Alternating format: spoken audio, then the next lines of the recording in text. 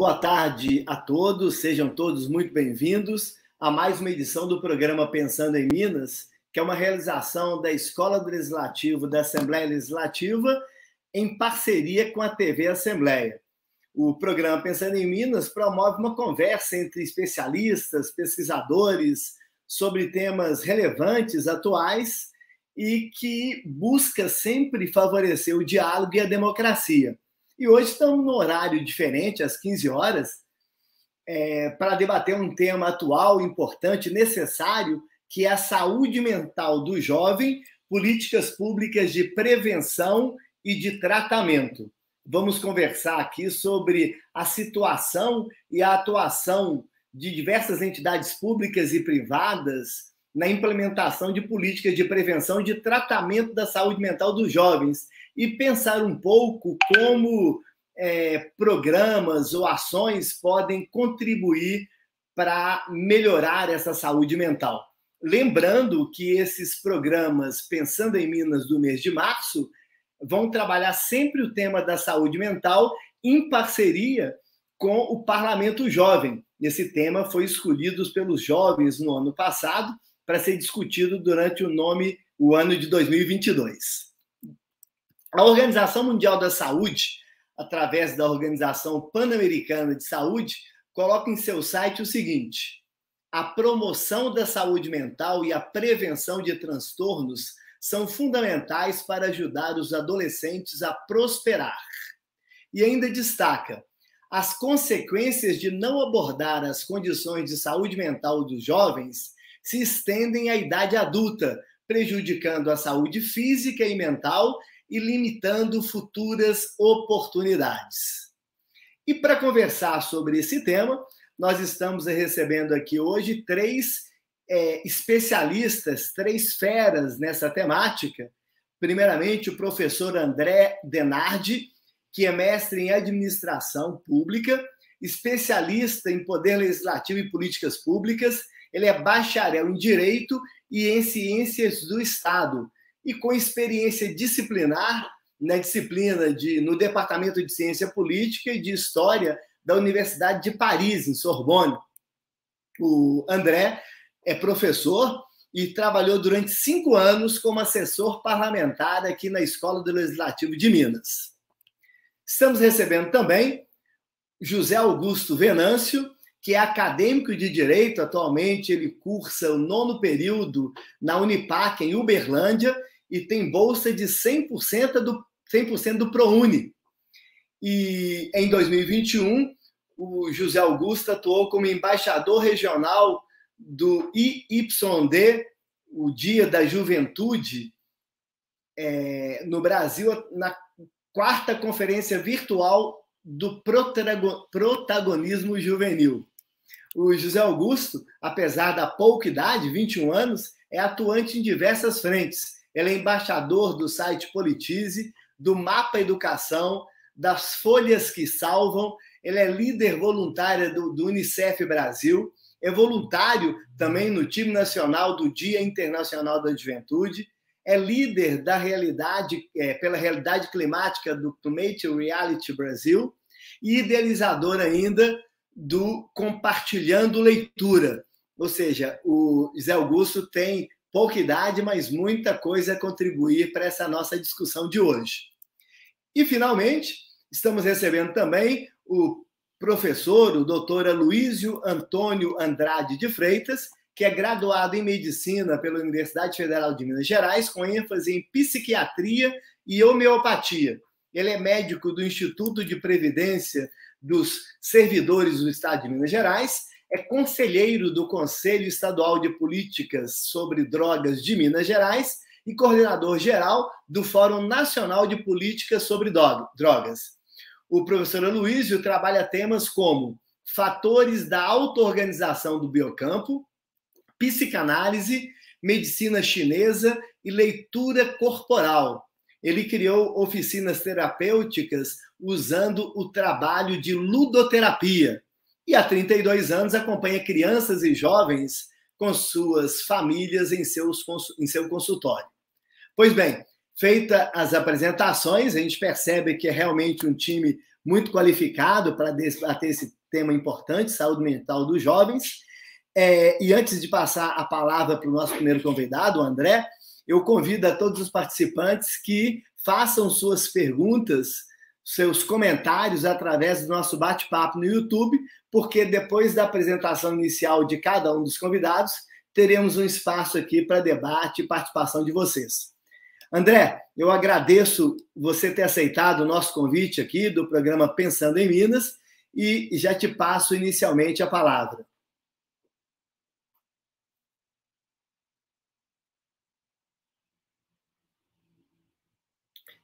Ligar seu microfone. Agora sim. Muito bem. Muito bem, gente.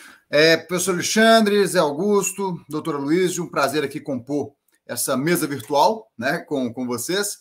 É uma honra para mim poder, inclusive, no aniversário de 30 anos da Escola do Legislativo, contribuir aqui com esse debate. Eu me considero fruto do trabalho da Escola do Legislativo, do trabalho do Parlamento Jovem. Tive o prazer de participar da 4ª edição, já tem bastante tempo, 15 anos atrás, quando eu participei ainda no ensino médio, e foi ali, a partir dali, que eu comecei a me envolver. Tive o prazer de estudar na Escola do Legislativo, de dar aula na Escola do Legislativo, de ter aula com esse mestre aí, Alexandre, que muito me inspira. Então, tem muitos motivos para que eu esteja satisfeito de estar aqui com vocês nesse debate. Bom, como eu comentei, né, o Parlamento Jovem e a Escola do Legislativo foram os primeiros passos aí para a minha caminhada no estudo da política, no estudo da coisa pública, e esse meu interesse seguiu. Hoje, inclusive, eu faço parte de entidades que contribuíram ao longo da pandemia para criar um panorama, para elaborar um panorama a respeito do cenário da saúde mental do jovem, nesse contexto aí de isolamento social, de receio, né, de apreensão. E nós tivemos como um resultado prático, um produto desse esforço conjunto, não apenas das entidades que eu faço parte, no caso, o MAP Educação, que também o José aí é embaixador, mas também de outras grandes organizações, como o Conselho Nacional da Juventude, a Fundação Roberto Marinho. Então, todo um time, né, de entidades que se debruçou a respeito dessa pergunta, né, que norteou aí o relatório a respeito da saúde mental do jovem, certo? Então, eu gostaria de compartilhar com vocês esse relatório, que já está em sua 2ª edição, trouxe um panorama em 2021, em 2020 e depois em 2021. E aí eu gostaria de compartilhar algumas informações para a gente já ter aqui um primeiro passo na nossa conversa, né? Para a gente se nivelar mesmo em termos de panorama da saúde do jovem. E aí eu vou pedir para eles compartilharem também a tela, que eu já coloquei aqui. Ela tem que ser... E pronto, perfeito. Vocês estão vendo, gente? Está aparecendo aí nas plataformas? Perfeitamente, André. Muito bem, muito bem. Só lembrando, gente, que esse é um relatório desenvolvido pelo Conjuve, em parceria com outras entidades aqui. Eu estou só dando publicidade a ele, tá? Não é de minha autoria. Eu, como membro do MAP Educação, fui apenas um tijolinho ali na divulgação desses relatórios, quando eles estavam sendo ainda elaborados, certo? E vamos às informações aqui mais relevantes. A ideia desse relatório, então, é justamente entender, certo, os efeitos da pandemia para pensar em estratégias, pensar no que precisava ser preenchido, quais gargalos eram mais evidentes no contexto da juventude, no contexto da saúde mental. Tivemos uma primeira edição ainda em junho de 2020, quando pouco se sabia, de certa forma, né, a respeito da pandemia. Nós estávamos ali ainda no primeiro trimestre desse fenômeno que até então a gente achava que seria muito mais breve do que se provou, né? E depois uma segunda pesquisa mais sofisticada, com mais capilaridade, e é essa segunda pesquisa que traz resultados mais interessantes, de certa forma. O número de participantes é a prova disso. Primeiro tivemos uma participação de 34 mil jovens espalhados pelas 5 macro-regiões do país, e depois tivemos o dobro de participações na segunda edição. Então, é um documento muito precioso, inclusive fica aqui o convite para que vocês acessem a íntegra desse relatório. Eu trouxe aqui só os pontos mais sensíveis da nossa conversa hoje. Então, quem tiver interesse, por favor, acredito que será compartilhado aí na nossa conversa, no chat, eu já deixei ali o acesso. É um documento público, então vocês fiquem mais que à vontade para divulgar e conhecer, certo?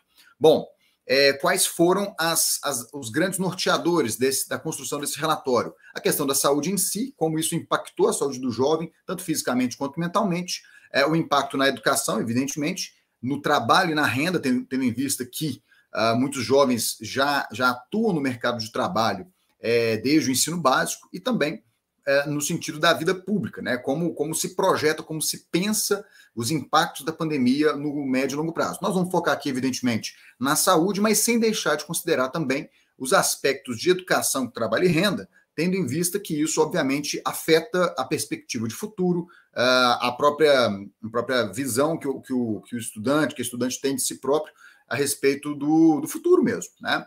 Quando a gente pensa na realidade de um estudante inserido num contexto de extrema desigualdade, um desafio que a gente já percebia no Brasil antes da pandemia, você percebe um jovem que perde a sua renda muitas das vezes, que perde a motivação do estudo, e problemas que já eram sentidos na realidade estudantil brasileira são agravados agora em função da pandemia. Então nós temos uma evasão maior, nós temos uma desistência de vestibulares, da entrada no processo seletivo para as faculdades, né? Uma adesão baixa ao Enem, por exemplo, que a gente sentiu no ano passado. Então, o relatório ele tem a intenção de apresentar um panorama nesse sentido. Chama atenção para a capilaridade, para a diversidade que nós tentamos buscar nesse relatório, né? Então, faixas etárias bastante variadas, uma tentativa de levantar opiniões e pontos de vista das 5 regiões do país. Então, isso considerando um país com os contrastes e as peculiaridades sociais como o nosso, torna esse relatório bastante rico, bastante interessante. Um primeiro ponto, a questão do acesso a plataformas digitais que, teoricamente, dariam condição para que o jovem tivesse acesso a algum tipo de canal digital para manter, de alguma forma, os seus estudos ou até mesmo manter ativa a sua própria movimentação de lazer, de busca de alternativas para que esse período de isolamento fosse melhor administrado, certo? Então, nós temos aqui a percepção de que nós temos virtualmente toda uma cobertura, né? Pelo menos pelo celular, nós já temos aqui quase que a universalidade aí do acesso digital. Mesmo no meio rural, a gente percebe uma difusão grande de aparelhos nesse sentido, uma diferença envolvendo um recorte urbano e rural, um recorte socioeconômico, um recorte racial também, percebemos aqui uma diferença, e, em função disso, o relatório ele se aprofunda na questão do acesso a meios de educação e meios de manter as suas atividades via digital, e, claro, o próprio isolamento, né? Aí a gente já foca mais aqui na questão da saúde propriamente dita, como que a pandemia trouxe impactos para os jovens, certo? Isso aí, independente de educação, trabalho, obviamente que a influência das mudanças trazidas nessas áreas vão, obviamente, impactar a saúde mental, mas de maneira mais geral, de maneira mais ampla. O que a gente percebe aqui em termos de efeitos da pandemia sobre a saúde dos jovens? Então, nós vemos justamente um aumento da ansiedade, a falta de perspectiva. Será que eu vou conseguir concluir meus estudos esse ano? Será que eu vou perder meu emprego? Será que a minha renda vai ser afetada? Será que eu vou conseguir lidar com o próprio ócio, com o tédio que a gente passa a ter muitas das vezes, considerando a necessidade de permanecer mais em casa, casas que muitas vezes não oferecem a estrutura para que se fique nela permanentemente. Uma coisa é você considerar uma casa num recorte socioeconômico A, em que existem opções de lazer, opções de distração, de ocupação. Você pode levar tudo que você costuma fazer na sua vida para a sua residência. Outra realidade é de pessoas que vivem em situações de vulnerabilidade social, em casas de pau a pique, nas comunidades rurais. Então, isso tudo exige uma percepção distinta para cada caso, né? olha como é que a mesma vantagem que nós temos com relação a um grande acesso à internet, aos meios digitais, é também um motivo de um gargalo de problema, um foco de problema, que seria o uso exagerado de redes sociais, certo? Por mais que a gente fique em casa por um período maior de tempo, o que deveria significar uma possibilidade teórica de repouso, porque nós estamos em casa, um local onde a gente dorme, um local onde a gente descansa muitas das vezes. Na verdade, o efeito foi um efeito contrário, né? A gente tem ali a percepção de uma exaustão, um cansaço constante, insônia, brigas frequentes, obviamente, porque agora você tem ali um convívio literalmente 24 horas por dia, 7 dias por semana. Então, isso vai gerando, sim, claro, uma carga maior, um peso maior, uma dificuldade maior em lidar com os aspectos emocionais, certo? E olha que coisa, nós temos aqui em casos mais extremos, mais graves, o aumento do consumo de álcool, cigarro, outras drogas, a gente vai falar um pouco mais sobre isso. Isso é tema do Parlamento Jovem, isso vai ser tratado com mais profundidade ao longo aí dos trabalhos, e quem nos assiste aí no interior já se preparem, né, para esse tipo de pesquisa, de trabalho. Eu era de uma época, gente, quando eu fiz o Parlamento Jovem, que nós tínhamos apenas algumas escolas da capital participando, num sistema de rodízio ainda, porque não tinha ainda a capilaridade que hoje chega já chegamos a 200 de municípios, Alexandre? A minha última contagem não chegou a 200, mas... Não, são 128 esse ano. Pois é, 128. Isso é uma evolução formidável, né? Então, já fiquem de olho aí, e esse relatório vai trazer insumos importantes para os trabalhos de vocês. Então, reparem aqui também, né? Automutilação, pensamento suicida, tudo isso afetando faixas etárias das mais variadas, né? Então, quando a gente fala em juventude, aquele conceito da ONU, né, de considerando a juventude ali entre os 18 e 30 anos, a adolescência ali dos 15 aos 17, então, você pode perceber que esses sentimentos, esses aspectos negativos que a pandemia trouxe, do ponto de vista mental, eles vão afetar faixas etárias das mais variadas e num recorte também regional variado, né? Então, são efeitos que têm afetado a juventude como um todo, certo? Olha aqui um dado específico, né? Esses relatos você encontra outros tantos ao longo do relatório completo, né? Então, fica o meu incentivo de novo aqui para que vocês acessem todo o documento depois, tá?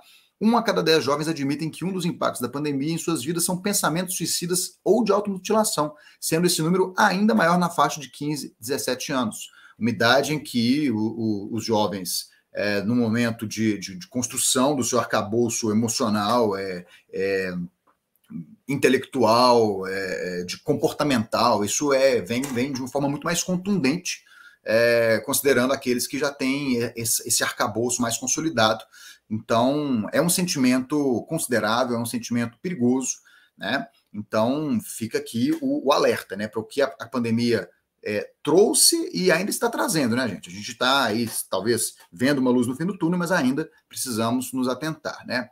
Aí, aspectos muitos aqui, né, a respeito dessa questão da saúde mental, né? Quando a gente fala em saúde mental, a gente pensa logo em um suporte psicológico, terapêutico, e olha o que muitos trazem, né, nesse aspecto. Não consigo pagar ou custear, mas preciso de um atendimento psicológico. Em alguns lugares, psicólogo é algo demonizado, as pessoas associam a coisas nada a ver, ou seja, o estigma, né, de você estar recorrendo a um tratamento psicológico, as pessoas confundem isso de forma bastante superficial e inapropriada com uma doença ou algo negativo. A pessoa ela demonstra uma fragilidade, um problema, né? Sendo que, na verdade, o psicólogo ele é um profissional da saúde, da mesma forma que a gente recorre ao médico quando está passando mal, quando está sentindo alguma dor física, e isso não é nenhum estigma, isso é natural, inclusive é incentivado que seja feito, né? Então, isso é um problema, isso afeta, obviamente, aquele jovem distante dos grandes centros, ou muitas vezes inserido num contexto social, num contexto socioeconômico, em que há esse estigma mais latente. Então, isso tudo precisa ser trabalhado e nós estamos trazendo isso por meio desse relatório, certo? A renda foi afetada, certo? De maneira geral, houve uma diminuição, ou no mínimo uma estagnação, certo? Então, temos aqui um cenário complicado, um cenário que vocês podem perceber que persistiu tanto no primeiro ano da pandemia quanto no segundo, e isso, obviamente, vai trazer um impacto no emocional, no psicológico. Nós não estamos falando aqui de pessoas que chegaram até, eventualmente, a contrair a doença ou tiveram aquele prejuízo físico, né, da saúde, um prejuízo biológico, vamos dizer assim, mas estamos falando de aspectos econômicos que necessariamente, por mais que não haja ali um comprometimento da saúde física, porque não houve a contração da doença, isso traz um efeito tão ou até mais prejudicial do que a doença em si, certo? Em muitos dos casos, obviamente, né? Não dá para generalizar, não dá para ser categórico, mas enfim. Nós temos aqui uma diferença também do recorte racial, né? Nós temos a população jovem negra tendo uma perda mais considerável da renda do que a população jovem branca, né? Isso tudo entrando de novo naquela questão dos contrastes sociais que a gente tem que administrar, certo? Interrupção dos estudos também, como eu havia comentado, é um problema que já existia antes da pandemia, que é um dos principais desafios, na verdade, quando a gente fala de educação no Brasil, a continuidade do estudo, a defasagem da idade do estudante com um percurso regular, jovens que saem da escola e voltam anos depois, quando voltam, né? Essa é uma outra questão. Então, isso se agravou na pandemia, em todas as áreas, né, seja no ensino básico quanto universitário. E aí eu concluo a minha fala com esse aspecto perigoso que a gente tem visto, que tem sido comprovado, né, por meio de outras pesquisas.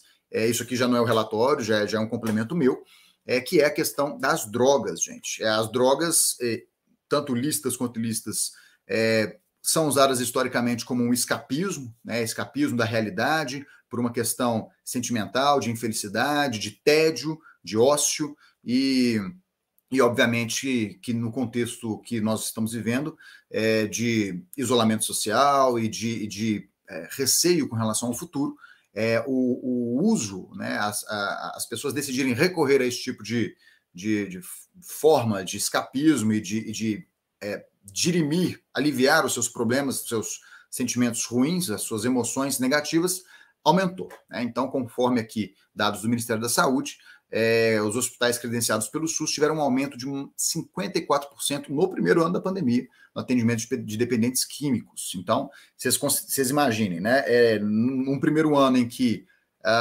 houve um maior receio da pandemia, eu me lembro, nos primeiros dias da pandemia aqui em Belo Horizonte, quando houve ali a primeira decisão de fazer um fechamento do comércio e tudo, as pessoas estavam com muito medo. As pessoas temiam ali um apocalipse zumbi, um vírus que ia destruir a humanidade e tudo mais, né? Aquela coisa bem cinematográfica. E apesar da gente ter tido um número grande de óbitos, o ano de 2021 conseguiu ser ainda pior. Então, se esse receio emocional veio forte em 2020, em 2021, apesar da gente já ter, de certa forma, ajustado a percepção dessa pandemia no nosso dia a dia, na nossa realidade, o número de óbitos foi muito maior, né? O pico de mortes no Brasil, ali no início de 2021, gerou um outro impacto também, né? Meio que agravando de uma outra forma os impactos psicológicos disso. Então, certamente que é um cenário que se agravou ao longo da pandemia. Nós temos aqui um dado de 2020 e 2021, por tudo que a gente tem visto por aí, seguiu o mesmo caminho, né? Então, o que nós temos, né? Qual que é o cenário? A depressão vinda do isolamento social, as pessoas reclusas por um longo período de tempo, a incerteza com relação ao futuro, tudo isso serve como gatilho para que se recorra às drogas, certo? Então, é algo de primeira necessidade para ser tratado. Eu acho que é um tema que o Parlamento Jovem escolheu de maneira muito, muito sábia, muito sensata, muito responsável, eu diria, e é um desafio para que vocês, como jovens, busquem alternativas e possam oferecer essas alternativas para os poderes instituídos. Então, parabéns pela escolha, parabéns por esse trabalho, e eu tenho certeza que será um tempo de muita contribuição para a sociedade que vocês estão fazendo aí, vocês em idade escolar, em idade de ensino médio, fazendo diferença desde cedo com relação a temas de primeira necessidade. Então, fica aqui os meus parabéns, vocês são uma inspiração para nós que já estamos aqui num outro momento da vida, e eu tenho certeza que será de grande valia para a vida de vocês, onde quer que vocês estejam, gente. Ouvindo a gente agora, ouvindo a gente daqui a 2 meses, né? Vocês estão de parabéns, vocês têm todo o meu respeito, tá? Então é isso, gente. Essa é a minha fala aqui para hoje.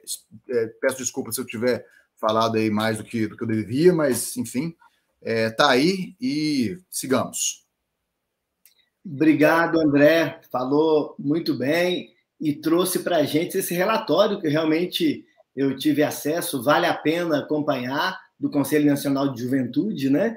E essa informação preocupante, né, que está no relatório de aumento intenso do consumo de drogas. Então, quando a gente fala de saúde mental e do escape, né, para o uso de drogas, é uma coisa que os gestores públicos e privados, e quando o tema desse programa é prevenção e tratamento, devem ficar bem atentos. Então, agradeço aí sua contribuição inicial e eu passo agora para o José Augusto Venâncio, que vai ter também o mesmo tempo, aproximadamente 15 minutos, para essa fala inicial, e depois nós vamos ainda ter oportunidade de responder perguntas, debater, conversar sobre o assunto.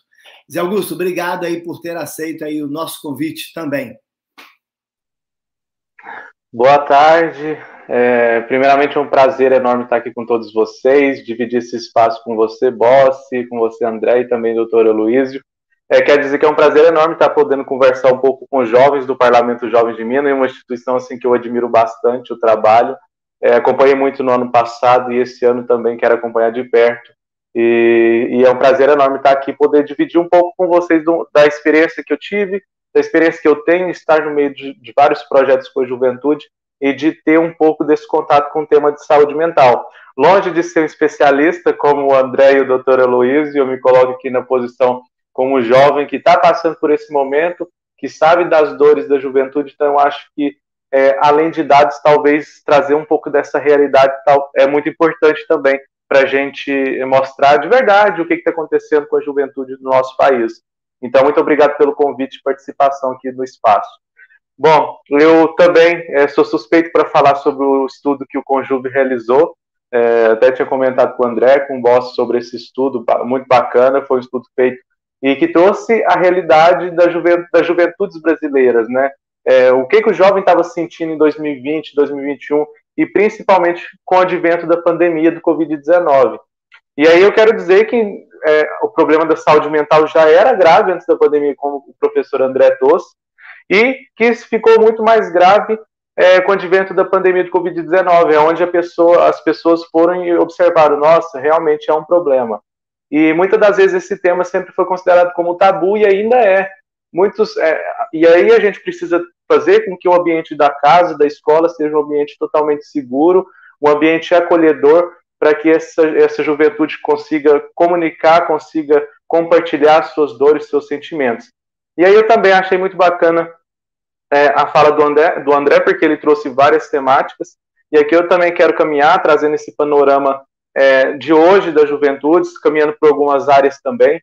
E aí eu começo aqui trazendo a educação, que é um ponto assim, que eu acho muito importante e que está bem relacionado com os jovens, né? Principalmente aqueles jovens que estão no ensino médio. No ano de 2020, 2021, com o advento da pandemia, todo mundo teve que mudar totalmente a sua rotina, né? E muitos jovens que estavam na escola, que frequentavam a escola, teve que mudar também a sua rotina. Então teve toda aquela ansiedade de estar no ensino remoto, que eu acho que foi muito complicado para todo mundo, principalmente até acostumar com esse ambiente de reuniões online, de escola online. E aí também outro problema que eu trago aqui, que gerou muita desgaste na saúde mental dos jovens, foi o não acesso a essas tecnologias, e que a gente sabe que muitos jovens não teve como ter um bom acesso remoto, um bom estudo durante essa pandemia. E aí eu coloco aqui os estudantes do ensino médio, que sofreram bastante nessa pandemia, e muitas das vezes também por causa do Enem. Principalmente os jovens que estão no terceiro ano, tem aquela cobrança, né, aquela pressão de, eu preciso entrar na universidade. Minha família espera que eu consiga entrar numa boa universidade agora, assim que eu terminar o ensino médio.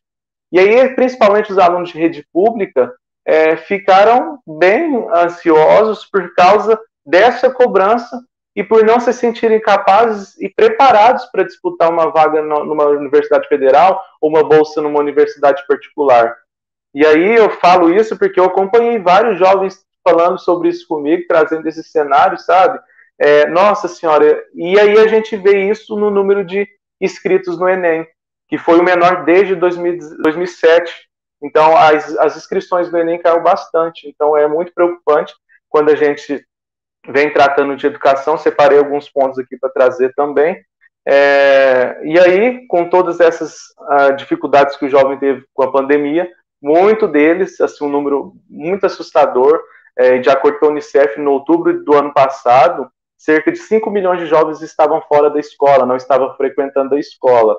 Então, tipo assim, é um número muito preocupante. Eu falo que o cenário hoje que a gente passa no Brasil em relação às juventudes é um cenário muito terrível e complicado.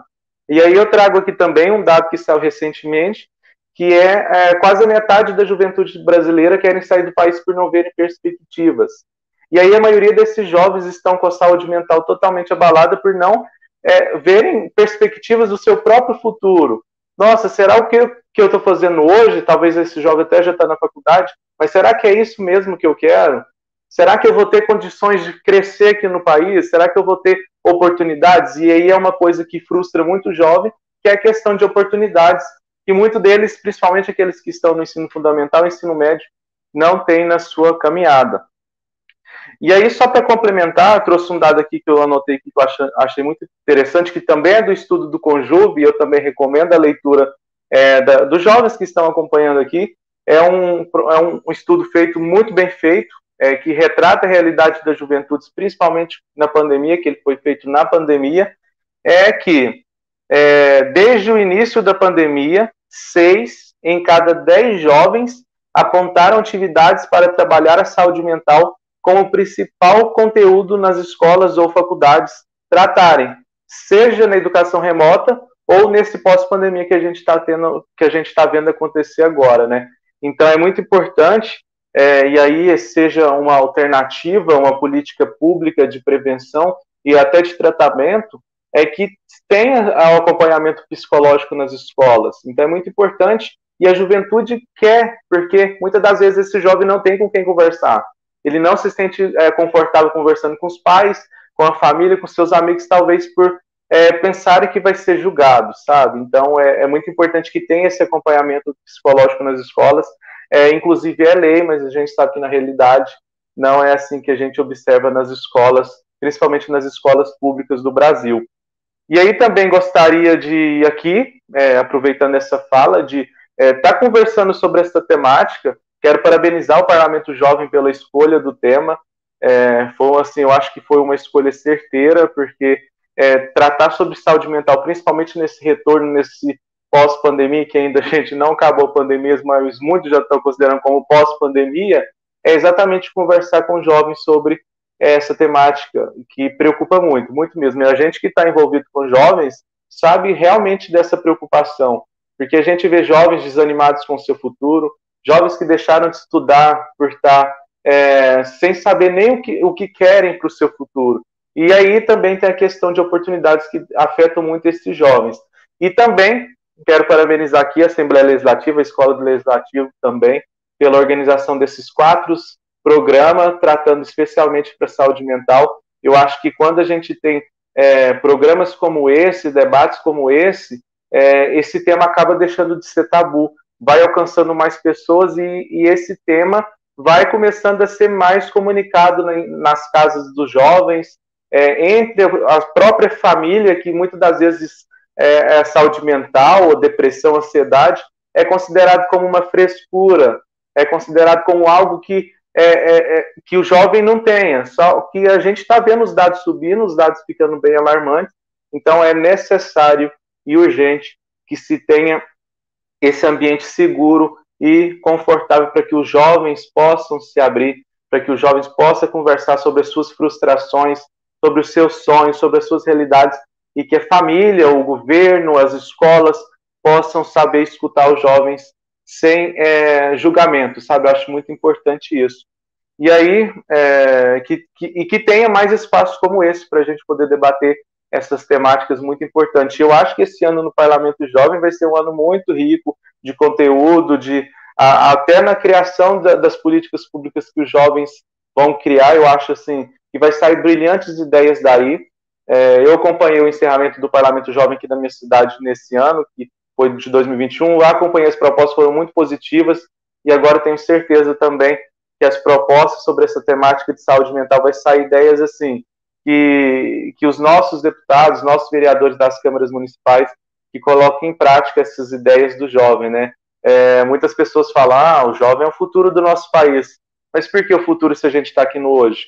O jovem está aqui sofrendo hoje sobre saúde mental no hoje. O jovem quer também participar desses debates sobre saúde mental. Então é muito importante que a gente também chame os jovens para o diálogo, para o debate, porque nada sem nós, nada sem os jovens, sem os jovens, sabe? Então é muito importante que nesses debates tenham jovens. Então fiquei muito feliz quando me convidaram, porque apesar de não ser um especialista sobre o tema, eu sei o que está acontecendo no panorama dos jovens, porque eu participo de vários projetos, movimentos, junto com jovens, e eu tive a oportunidade de conversar com vários jovens no ano passado, e conversei com muitos parlamentos jovens de várias câmaras, então eu tive essa oportunidade. E aí,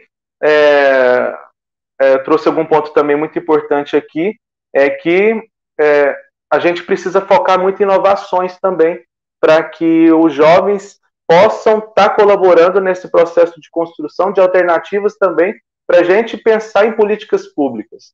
Então é muito importante que convidem os jovens para poder debater, pois o jovem que está sofrendo muito, a gente está vendo os dados, o professor André ilustrou isso muito bem, trago aqui. E aí eu também quero dizer que com essa pandemia do Covid-19, os jovens ficaram muito abalados, inseguros, então é muito importante que a gente trabalhe isso também. E aí em 2020, a tendência de sentimentos negativos marcou a questão de saúde mental como tema prioritário entre os jovens. E aí eu até lembro de uma reunião que eu estava, que só tinha jovens, e a gente estava debatendo sobre alguns temas importantes que importam a nossa vida, como educação, empregabilidade, e aí o tema que foi decidido foi saúde mental. Outro projeto que eu participo também priorizou saúde mental. E aí a gente priorizou, não é porque saúde mental está somente em alta, porque realmente é um tema que envolve todos nós jovens. E aí eu falo de modo pessoal, que tipo assim, também tem aquele jovem que quer salvar o mundo, que quer fazer várias coisas, e aí acaba também sendo prejudicado, sabe? E a gente tem tanta coisa para fazer, quer entrar em tantos projetos, e aí a gente esquece de dar aquela respirada, sabe? Relaxa que eu não sou herói. E muitas das vezes também os jovens se enxergam como heróis, se enxergam como, eu vou mudar tudo. E não, a gente está aqui para mudar todo mundo junto. Então é uma forma muito da gente parar e refletir e pensar que um está apoiando o outro, sabe? Então é esse sentimento de coletividade. E aí eu gostaria de pedir licença também para trazer mais alguns dados também do relatório do Conjuve que o professor André não trouxe, mas eu acho muito importante, e se até trouxe também, eu acredito que trouxe, porque eu lembro da fala dele, mas eu quero reforçar aqui também, que 6 a cada 10 jovens que foram entrevistados relatam ansiedade e uso exagerado das redes sociais. 5 a cada 10 jovens sente exaustão ou cansaço constante. 4 a cada 10 jovens têm insônia ou tiveram distúrbio de peso. E aí é muito importante que a gente traga esses dados e que a gente pense em soluções, que a gente pense em políticas públicas, que a gente converse com os jovens também para entender dessa realidade. E aí os jovens trouxeram também algumas ideias para que sejam construídas, sabe? Para que essa realidade possa ser mudada, e aí a gente vem com vários especialistas falando que a depressão, a ansiedade vão ser a doença do século, já está sendo, né? Então é muito importante que a gente converse. E aí os jovens priorizaram atendimento psicológico, saúde pública especializada em jovens, acompanhamento psicológico nas escolas, ações para garantir alimentação segura para os mais vulneráveis. Também é muito importante que a gente saiba o número de jovens que deixaram de trabalhar para que deixaram de estudar para poder trabalhar, para garantir uma alimentação para sua casa, principalmente onde vários jovens perderam os seus empregos também, então é muito preocupante. Só interrompendo, Boss, vocês estão me ouvindo e vendo direitinho? Muito bem, pode ir. Tá, é porque deu uma travada aqui para mim, mas eu vou continuar então. Tá, lembrando e aí os jovens... que já temos aqui 14 minutos da sua fala dentro do nosso... Tá, eu já estou encerrando já. E aí também maior oferta de atividades esportivas ou de condicionamento físico, projetos sobre autocuidado, autoconhecimento e para reeducação alimentar. E aí, trazendo mais um dado que eu acho muito importante para dar início a esse diálogo, que em 2020, 3 a cada 10 jovens estavam procurando emprego, mas em 2021 esse número passou para 4, exatamente pela situação que o nosso país está passando, onde vários jovens perderam o seu emprego e também tiveram que abandonar as escolas, aqueles que tiveram que trabalhar para dar conta de sustentar a casa. E aí, por fim, o sentimento do jovem de querer, como eu disse, salvar o mundo, a gente também tem que olhar muito para esse jovem, porque é muito importante que a gente entenda que a gente não vai salvar o mundo sozinho, a gente vai salvar o mundo junto, igual a gente está fazendo aqui, debatendo sobre esse tema. E aí também, segundo dados do Unicef, 22% dos estudantes, dos adolescentes e jovens brasileiros se sentem deprimidos ou têm pouco interesse em fazer as coisas. Então é muito importante que a gente faça esses debates. E aí, como eu disse, governos, educadores, familiares façam com que esses espaços sejam seguros para que o jovem possa conseguir se comunicar, para que o jovem tenha esse ambiente saudável e que a gente deixa esse tema fora, não considerado como tabu, como é ainda hoje em dia, e que tenha todas essas medidas que os próprios jovens relataram no estudo. E é isso, novamente repetindo que o problema da saúde mental era um problema global antes, já era um problema global, e com a pandemia piorou muito, principalmente para aquele jovem que perdeu um ente querido, que perdeu um familiar, e perdeu amigos, perdeu empregos, precisou sair da escola. Então é muito importante que a gente pense em soluções para esses jovens que tanto sofreram a pandemia e que estão tentando retornar ao normal, só que a gente sabe que ainda vai dar um tempo, principalmente nesse pós-pandemia. E é isso, desculpa alongar um pouquinho. Falou muito bem, Zé Augusto, e não alongou não, tá perfeito, tá? E quando você fala de ouvir o jovem, né, você fala assim, é importante ouvir o jovem, né? E a gente fica muito feliz com a sua participação aqui, representando essa juventude e contando, né, qual que é o sentimento, aquilo que você percebe como jovem e como participante desse relatório aí da Conjuve, que realmente é um relatório primoroso, né? E ouvindo a sua fala, quando você fala de ouvir os jovens, no relatório do Conselho Nacional de Juventude, tem algumas frases, algumas citações de jovens, e uma delas é justamente dessa necessidade ou a importância do jovem participar. Tem uma fala de um jovem que é o seguinte: para mim, quando estou respondendo uma pesquisa como essa, a pesquisa foi feita, né? Sinto como se eu estivesse numa terapia, coloco ali coisas que têm o sentido, me abro e me sinto escutado. Ou seja, o jovem ele tem que participar até do processo de elaboração de políticas públicas mesmo, para um tema tão importante que é a saúde mental. E antes de passar para o doutor Aloysio, nosso próximo convidado, tanto o André quanto o Zé Augusto citaram várias vezes o Parlamento Jovem, né? O projeto, o programa que existe aqui na Escola do Legislativo.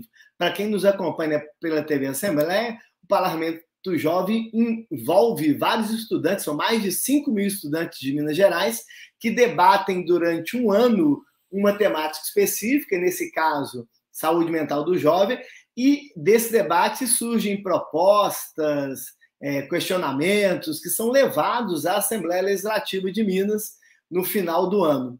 Então, só explicando isso, a importância desse projeto Parlamento Jovem para a Escola do Legislativo e para a Assembleia Legislativa de Minas. Bom, e eu passo, então, para o nosso terceiro convidado, doutor Aloysio Andrade, que já esteve conosco dentro do Parlamento Jovem, dando uma palestra maior para os coordenadores dessas 128 cidades, e agora nós trazemos outra vez o doutor Aloysio para falar para o jovem nesse programa que vai ser utilizado por eles durante esse ano.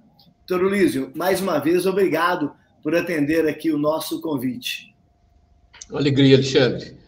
Cumprimentar inicialmente, então, a Assembleia Legislativa pela criação, né, da Escola do Legislativo, que tem contribuído muito, mas muito mesmo, para a questão da conscientização política, não só da população em geral, mas mais especificamente dos jovens, né? Agradecer ao doutor Ivan Capdeville, né, que fez o convite, junto com a doutora Adriana Agostini, e dizer que é uma alegria, é um prazer, é uma satisfação muito grande estar com vocês. Eu vou fazer uma divisão em duas etapas da minha fala. Primeiro eu vou falar sobre o geral e depois vou falar sobre o específico. A primeira questão é que a vida é um desafio que não tem uma resposta definitiva. A frase lá da música do Caetano Veloso, da Cajuína, o existir é que será que se destina, é uma pergunta que não tem uma resposta concreta, definitiva e somente lógica. Então, o vazio existencial, gente, é de onde começa todo o nosso desafio. O ser humano, ele carrega em si uma dualidade, porque ele é matéria, é energia, ele é corpo e é espírito, ele é adulto em algumas coisas, infantil em outras. A psiquiatria chama, então, desse vazio existencial a angústia primordial. Então, a dualidade gera uma sensação de falta.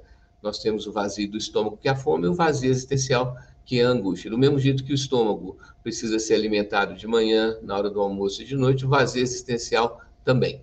Lembrando que a vida, para ter sentido, ela precisa de ter o que sustente esse sentido. E quem sustenta o sentido da vida são várias duplas de pilares. A família e os amigos, a ocupação como o trabalho, o estudo, e do outro lado o lazer, alguma forma de prática espiritual, não necessariamente uma religião, mas alguma forma de percepção espiritualizada da vida, e do outro lado os prazeres da matéria. Então são duplas de pilares que precisam de ir sendo construídas ao longo da vida. Então, o vazio existencial, ele traz para nós aquela sensação de que falta algo sempre. E para fazer uma política pública que ajude a individualidade, que ajude as pessoas a preencher esse vazio, nós precisamos de lembrar que, ou para preencher esse vazio, ou se conseguem alimentos consistentes, ou nós vamos precisar de alimentos anestésicos potentes. Não há uma terceira via. Ou a gente preenche, ou a gente vai preenchendo esse vazio existencial de uma maneira consistente. O que quer dizer uma maneira consistente, gente? Quer dizer que nós precisamos de ter os chamados valores. E 5 são os valores principais. Os valores éticos, os valores morais, os valores espirituais, os valores de esforço e os valores de razoabilidade. Os valores éticos, morais e espirituais é um conceito que é mais, apesar de ser sutil, é um conceito que a maioria de vocês conhece. Os valores de esforço quer dizer que devemos estimular na criança desde a mais tenra idade, devemos estimulá-la a buscar ser melhor do que ela mesma no esporte, melhor do que ela mesma nos estudos, melhor do que ela mesma na ajuda ao próximo, melhor do que ela mesma, nunca buscando uma comparação com o outro, sempre consigo mesmo, nunca procurando a perfeição, mas o melhor de si. Essa é a forma de construirmos a autoestima. Construirmos a autoestima quer dizer construirmos projetos, buscarmos executá-los ou efetivá-los, e daí a criação de uma certa, quase que completa autonomia diante do que o outro pensa da gente. Talvez o ponto de maior vulnerabilidade do jovem seja a necessidade da aprovação, a necessidade de ser considerado pelos outros. E a construção que o plano espiritual nos permite é uma construção que tem uma certa independência disso. Porque se você promete para você mesmo e vai à luta, ninguém te convence que você está enrolando quando você está batalhando. Nem ninguém te convence que você está batalhando quando você está enrolando. Então, prometer para si mesmo e tentar ir cumprindo é um ponto fundamental para o preenchimento do vazio existencial, pouco a pouco, dia a dia, um dia de cada vez. Quando a gente pensa que, ditado antigo, tá, gente, que numa cabeça vazia o diabo instala uma oficina, e eu até brinco de dizer que numa cabeça vazia o diabo instala 2 oficinas, uma de cada lado, e coloca as 2 para competir na produção de minhocas, né? Ou seja, a desocupação, o tempo livre mal ou pouco utilizado é um desafio tremendamente perigoso. E por que perigoso? Porque o nosso lado infantil, e que vai ser infantil a vida inteira, que é o lado que a psiquiatria, a psicanálise chamam de ego, tem a ver com o quê? Tem a ver com tendências instintivas, imediatistas, animais, são ligados ao corpo físico. Então, são os verbos conhecidos: comer para preencher o vazio do estômago e sobreviver, curtir, ter algum tipo de prazer para momentaneamente preencher o vazio existencial e diminuir temporariamente o nível de angústia, e descansar, que ninguém é perfeito. Portanto, comer, curtir e descansar. E quando o nosso lado infantil, quando o nosso ego não está conseguindo, podendo preencher o vazio através desse comer, curtir e descansar, os verbos mudam, passam a ser reclamar, enrolar e apelar. Quando a gente fala em enrolar, quer dizer não fazer o que devia estar sendo feito, ou continuar fazendo algo que a gente deveria ter parado ou está tentando parar, né? Ou reclamar ou de tudo, ou de todos, ou de Deus, ou de si mesmo, né? E o apelar, que é projetar no outro o nosso mal-estar, considerar que o nosso mau humor vem de fora, vem do outro e não de dentro da gente mesmo. Então, a nossa instância infantil, ela é muito limitada, gente. E como ela vai continuar infantil a vida inteira, a única maneira do lado infantil comportar-se melhor é através, justamente, de um fortalecimento, de uma melhora na estrutura psíquica e emocional. E daí esse lado infantil vai ter um comportamento menos autoritário, menos escravagista, menos que a gente chama de birrento, tá certo? E uma das maneiras tão importantes quanto a questão da terapia, quanto a questão do autoconhecimento, é a questão da coerência e do esforço. É a questão de um alinhamento com os nossos valores. A gente falou de valores éticos, morais, espirituais, os valores de esforço e os valores de razoabilidade, que tem a ver, então, com o fato de quando nós vamos escolher alguma coisa, quando nós vamos definir algo que vai ser nosso livre-arbítrio, que a gente deve levar em consideração os nossos sentimentos, a nossa parte afetiva, devemos levar em consideração a nossa intuição, que é a parte visceral, uma parte que vem das entranhas, e decidir com a razão. Por isso, valor de razoabilidade. Não é decidir só com a razão, mas levando em conta o conjunto afetivo, instintivo, que está ligado então a essa parte intuitiva, e decidir com a razão. Então, o vazio existencial é o que está na base dos nossos sofrimentos gerais. Quando chega o momento da Covid, o que aconteceu? Intensificou-se a percepção do risco, a percepção da finitude e a percepção da vulnerabilidade. E isso afeta mais os jovens e as mulheres. Vocês viram na estatística, né, que todos os índices entre as mulheres são mais altos. Por quê? Quanto mais sensível é a pessoa, ou quanto mais sensível é a idade em que a pessoa está, a sua blindagem, o seu escudo protetor, fica menos capaz de proteger a pessoa sensível. Então, a pandemia trouxe essa reflexão mais intensa de que o tempo é finito, de que nós não temos todo o tempo do mundo para resolver essas questões essenciais. E por isso que a gente pode ver nesse obstáculo que surgiu para a humanidade a possibilidade de um trampolim para poder fazer o que a gente chama, então, de uma mudança de postura, de uma mudança de atitude diante da vida, né? E aí entra a importância das políticas públicas, porque é justamente o Estado, é justamente o poder organizado e bancado pelos nossos impostos, é que tem ferramentas, é que tem instrumentos, e tem um poder de fogo maior para poder permitir essa facilitação, que nunca vai ser fácil, mas pode ser menos difícil, de caminhos para termos, então, uma redução de danos, uma diminuição das sequelas, das consequências desses momentos de maior dificuldade. Então, a gente já ouviu falar, né, tanto Daniel falou, quanto o Zé Augusto falou, nas questões relativas. André teve toda uma colocação a respeito dos resultados da pesquisa, né?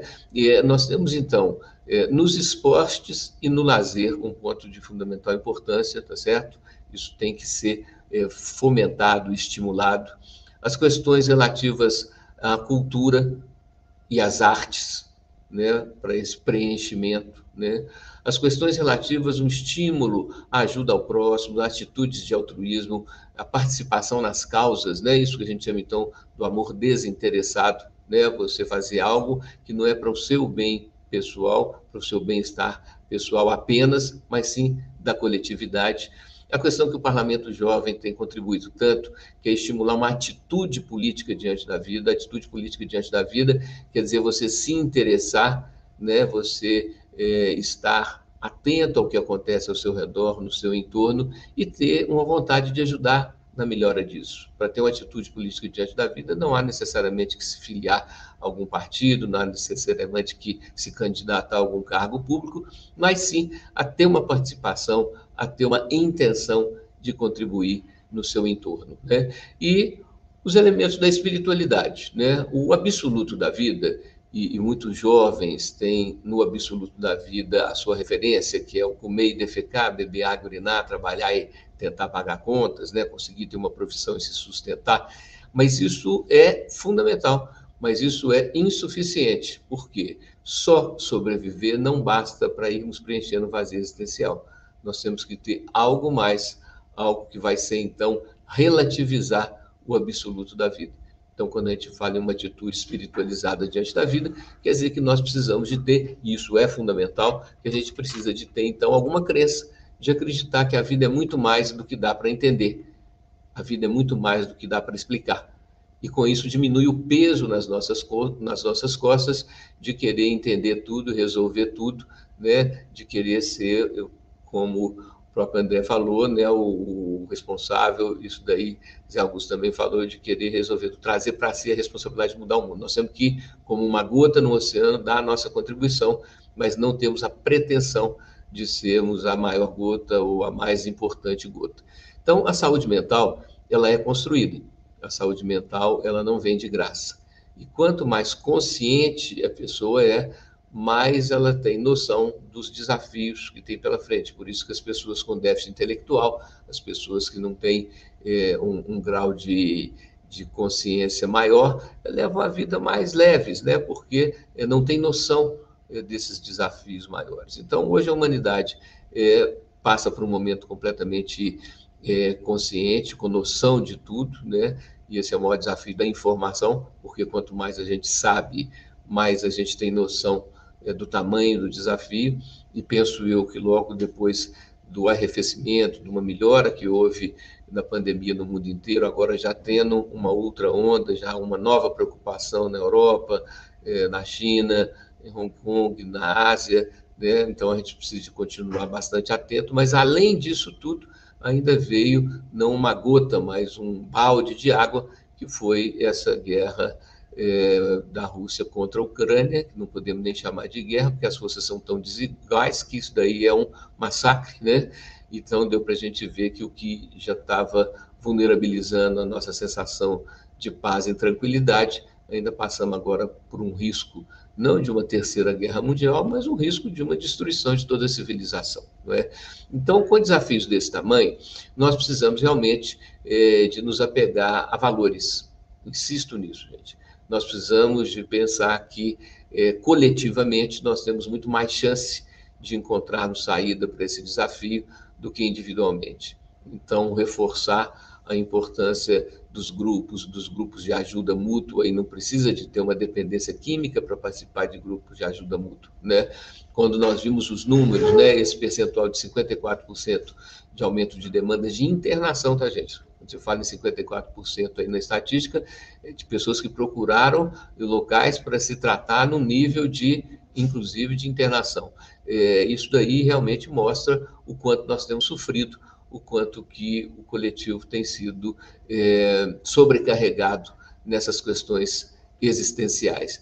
Então, a cultura, as leituras, a informação e o compartilhamento é de fundamental importância. Então, precisamos de ter esses grupos, né? Mesmo que não seja tão possível hoje ter esses grupos pessoalmente, a tecnologia tem nos permitido isso, tem nos permitido os encontros virtuais, né? As salas de conversa são fundamentais. Então, esse é um ponto básico para o nosso projeto.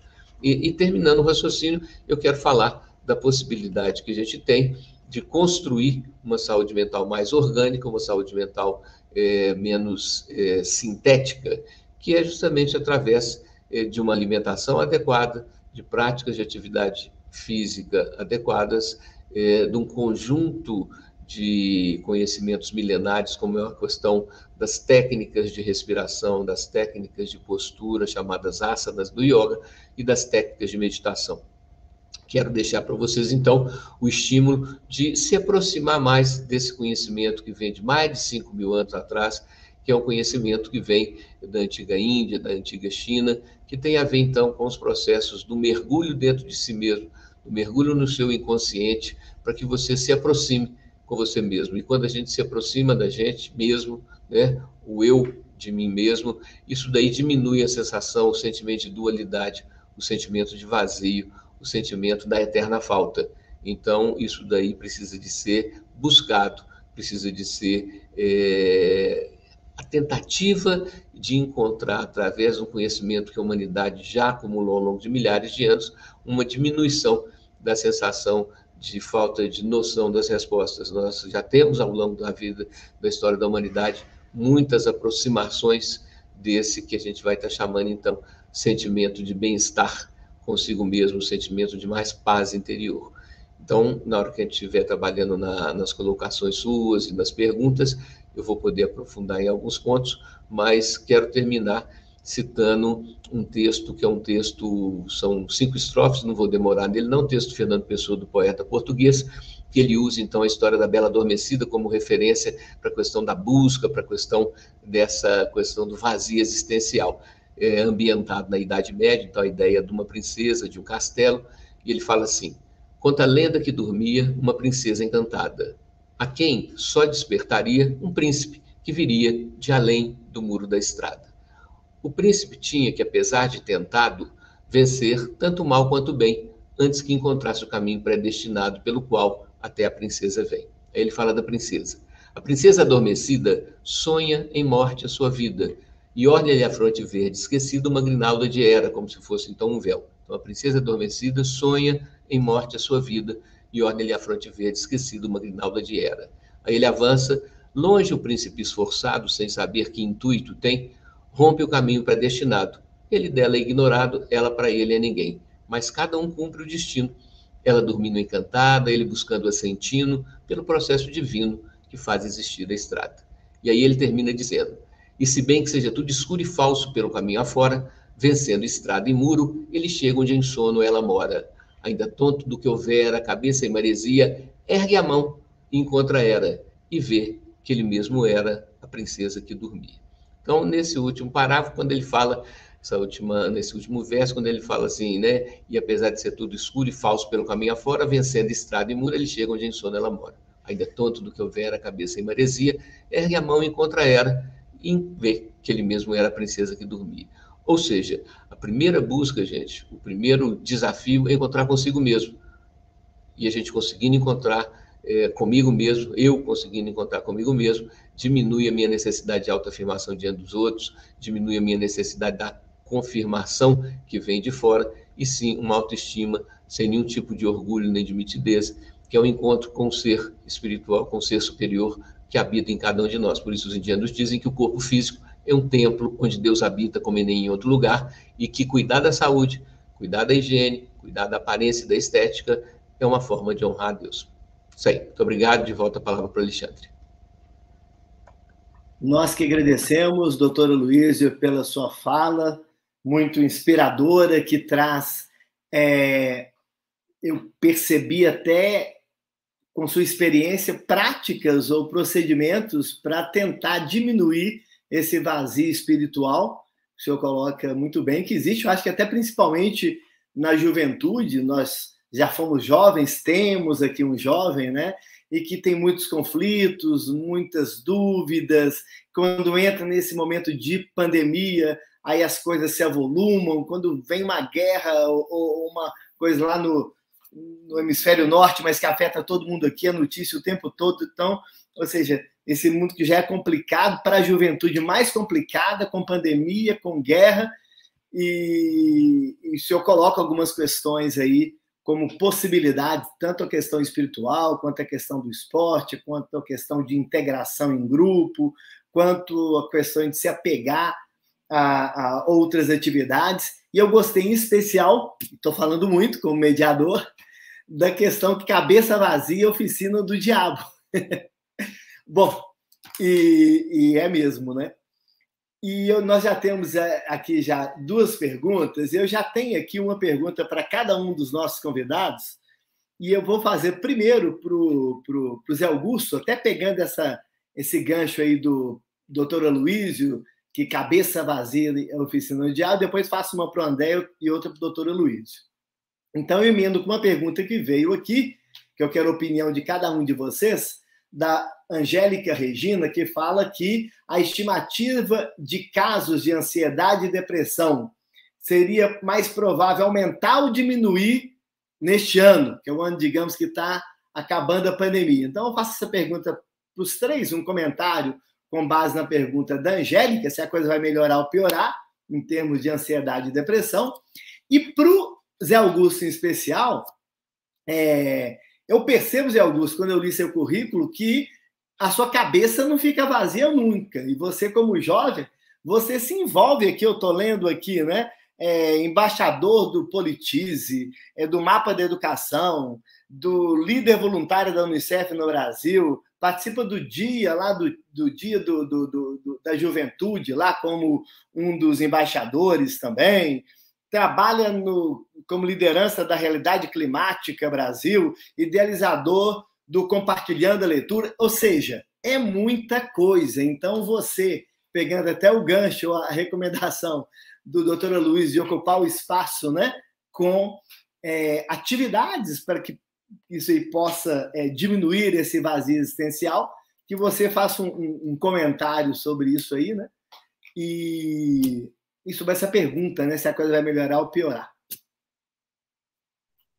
Não, perfeito. Primeiro respondo a pergunta. Na minha opinião, eu acho que esse ano ainda está muito cedo para falar se vai ter uma melhora ou se vai diminuir. Pode ter uma melhora porque está todo mundo retornando normal à vida, mesmo que a pandemia não passou, né? E a gente, como o doutor disse, a gente está vendo outras ondas vindo em outros lugares, né? Então é muito preocupante. Mas, ao mesmo tempo, também a gente percebe que o cenário da juventude não está muito favorável. Então, eu acho que está muito cedo, mas eu não acho que vai diminuir nesse ano. Então, acho que pode continuar estagnado, ou pode aumentar um pouco até mesmo do jovem que está indo para o ensino médio, ainda está precisando de mais tempo para se preparar, para se sentir mais seguro. E aí eu traço aqui por experiência própria, tipo, está tudo voltando ao normal, as minhas aulas voltaram. Então, tipo assim, o último ano de graduação não tem sido fácil, então tem TCC, tem OAB, que eu faço direito, né? Então, assim, tirando essa parte que está tudo começando a voltar ao normal, as aulas presenciais principalmente, eu acho que pode ser um momento onde o jovem também se sinta à vontade de conversar com seus amigos, onde se ele interaja, mas ao mesmo tempo também pode ser um momento que ele fica muito inseguro e até reflexivo, tipo, o que eu vou fazer agora? E aí, agora voltar tudo presencial, o que eu faço? Cadê as oportunidades? Então, assim, eu acho que está muito cedo para pensar em se vai diminuir ou aumentar, mas eu acredito que não vai diminuir. E aí, o Boss, trazendo um pouco sobre os projetos que eu participo, até que o doutor Luiz trouxe aí, eu achei também muito interessante. Em 2021, no ano passado, e eu sempre fui um jovem muito ativo, desde pequeno, só que no ano passado eu quis entrar em vários projetos, até mesmo para ocupar minha cabeça e não ficar pensando muito, sabe? Eu sempre fui participativo em vários projetos, mas no ano passado em especial eu participei de muito mais projetos.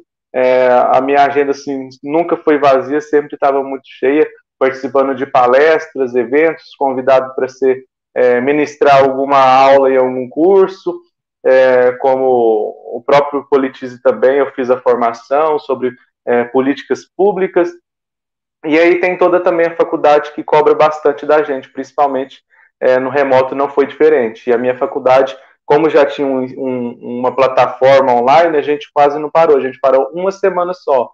Então, tipo assim, a gente nunca ficou sem estudar na pandemia. E aí, eu acho que esses projetos, o voluntário sempre esteve presente na minha vida, sabe? Mas exclusivamente no ano passado e no finalzinho de 2020, eu acho que foi mais também para fugir um pouco dessa realidade, dessas notícias do dia a dia. Porque eu sou uma pessoa que participo bastante da política, e lia notícias todo santo dia. Tipo, eu tive que precisar dar uma respirada, uma parada, tipo assim, eu não vou ler tantas notícias igual eu lia todo dia, porque estava me afetando muito, sabe? E a cada dia que passa, as notícias eram piores. Então, e participar desses projetos tem sido muito bacana. São projetos, várias pautas, igual tem o Dia da Juventude, a gente fala sobre protagonismo jovem, politiza a educação política, políticas públicas, aí vem os projetos também que eu participo na área ambiental, sustentável. Então, assim, gosto bastante. Foi projetos assim que me acolheram super bem e que me ajudaram a enfrentar esse momento. E assim como vários outros relatos de jovens também que participam, que buscaram voluntariado até mesmo para ocupar sua cabeça. Tipo, tem um voluntário que eu participo, um projeto voluntário que eu participo, que é um voluntário que nasceu no meio digital, ele nasceu na pandemia, que é do Unicef Brasil. E aí, nesse projeto, a gente participa tem várias temáticas. Clima, saúde mental, e entrou muitos jovens com a pandemia, sabe? Hoje a nossa plataforma está com mais de 10 mil jovens. Então, tipo assim, o jovem quis buscar esses voluntariados, esses projetos para ocupar a mente. E aí eu falo até por experiência própria mesmo, viu? Muito bom, Zé Augusto. Voluntariado é sempre muito importante, né? André, respondendo também essa pergunta da Angélica, né, estimativas de casos de ansiedade e depressão, será que isso vai aumentar ou diminuir esse ano? E eu emendo com uma questão para você, que é o seguinte: foi dito aqui por vocês e também pelo doutor Luiz a questão de participação até política. E eu sei que você é super ativo em cursos, em oferecer treinamento, palestra, nessa parte de política, de história, de temas contemporâneos. Você tem uma página no Instagram que é um volume danado, é pergunta o tempo todo, a gente não conhece. E você lida, acredito, até pela sua... não é jovenzinho, mas é um jovem professor, né? Com muita juventude, até pelo meio digital que você navega, né? que é o Instagram. Como que você vê essa participação do jovem, até pela experiência que você tem nesses meios que você usa, como uma forma até de ocupar um espaço e diminuir a questão da depressão, da ansiedade, que são temas que você me colocou pelo relatório da Conjuve, que traz muito prejuízo para a saúde mental. Então é isso. Qual que é a sua visão sobre essa questão do futuro, né, da depressão da Angélica e essa questão da participação do jovem nesses ambientes que você navega com tanta propriedade? Não, perfeito. Eu acho que, na medida que o tempo tem passado, a consideração de que eu sou jovem vai ficando cada vez mais generosa, né? Assim, né? Eu fico feliz. Já dizia a música do Chaves, né? O que vale é a juventude do coração. Então, a doutora Luiz é jovem, o Alexandre é jovem, porque todos aqui temos um ideal, temos uma meta a ser perseguida. E o aspecto espiritual disso, me dando aqui ao direito, né, de comentar o que o doutor Luiz falou, é primoroso. Eu achei isso extremamente apropriado de ser pontuado aqui pelo doutor Luiz, a dimensão espiritual que tem que ser considerada num tempo de tanto ceticismo, de tanto humanismo. Isso gera um prejuízo, sim, nas pessoas, que é perder essa dimensão daquilo que é maior do que nós, né? Daquilo que a gente muitas vezes não consegue dimensionar. E se a gente resumir a nossa vida a essa existência aqui, independente da sua religião, isso me parece abrir um campo muito, muito perigoso para a questão da perda do sentido da vida. Mas, enfim, achei muito apropriado, viu, doutor Luiz? Parabéns pela consideração aí. Enfim, bom, com relação à pergunta aí do Alexandre, o que eu penso, gente? O jovem, ele tem um aspecto que talvez seja até maior do que outros momentos da vida, que é a resiliência. A gente vai se fechando em nós mesmos, a gente vai desenvolvendo manias, hábitos, vai se acostumando com certas atitudes, posturas, e a gente vai ficando cada vez mais resistente a esses desafios que vêm surgindo por aí. Qual que é a vantagem do jovem? Da mesma forma que ele talvez se impacte com a pandemia de uma forma aí talvez mais contundente do que em outros aspectos, é também uma vantagem o fato do jovem conseguir se reinventar, do jovem conseguir ressignificar o que ele está vivendo. E muitas das vezes, gente, vai passar aí 2, 3 anos e os jovens vão pensar, puxa, foi um tempo tão louco, mas agora a gente já está em outra aqui, já está num outro contexto, já está vivendo novas realidades. O José Augusto, ele vai sentir muito isso ainda na vida dele. Ele está com 21, né? Quando eu tinha 21, e já tem 10 anos, a minha vida sempre foi muito dinâmica também, sempre busquei muito envolvimento, essas coisas. Ela era totalmente diferente da que eu tenho hoje. A vida que eu tinha 5 anos atrás. Então, é um abismo que muitos jovens vão viver daqui a 3 anos, tendo como referência o tempo de hoje. Então, eu vejo com otimismo a perspectiva de que, num curto prazo, aí já talvez, a gente tenha uma recuperação desse cenário aí tão difícil, tão negativo que a gente está vivendo.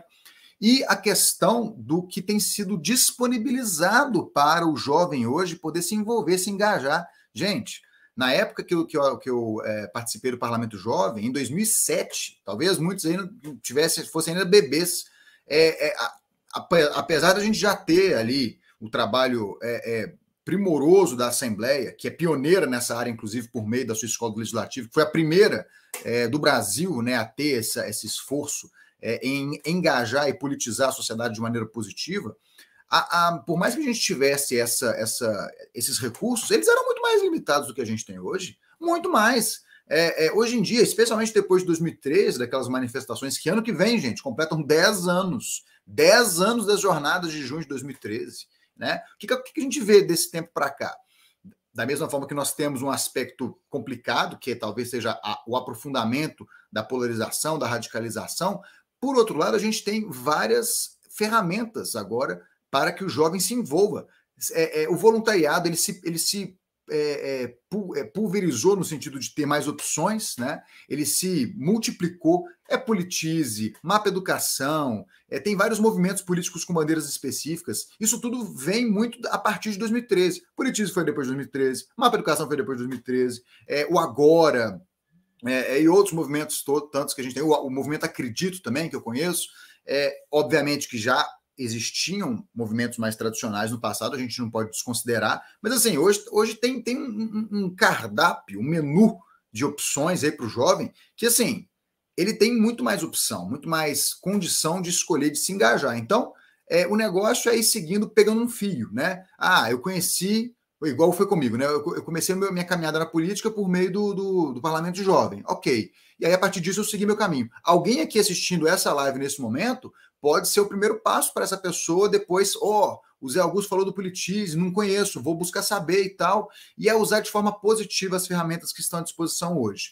Eu penso o seguinte, gente, hoje nós temos Instagram, redes sociais, internet, mas assim, essencialmente, e eu acho que o doutor Aloysio, pela experiência de vida dele, mais longeva que a nossa, vai confirmar isso que eu estou falando. A essência é a mesma, gente. Os problemas que nós vimos em gerações passadas, a questão de como nós podemos usar negativamente o que nós temos de recurso, persiste. No passado, o grande problema era qual? Fica vendo muita televisão, fica lá horas vendo televisão, emendando novela, emendando programa de auditório e tal. Isso ainda existe, mas hoje tem outras fontes de informação, e a grande questão é como nós estamos usando essas ferramentas. Né?